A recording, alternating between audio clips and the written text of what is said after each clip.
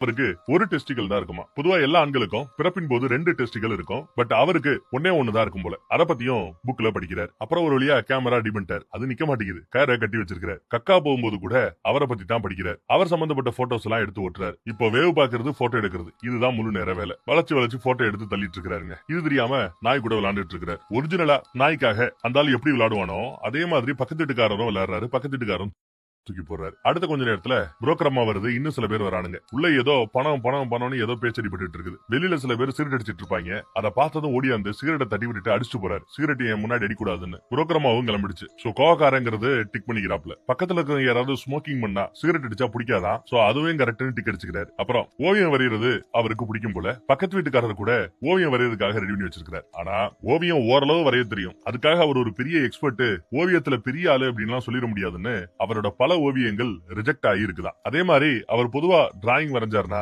ரொம்பவே இடிஞ்சு போன கட்டடங்கள், பாலடைஞ்சு போன கட்டடங்கள், இப்படிதான் அவரோட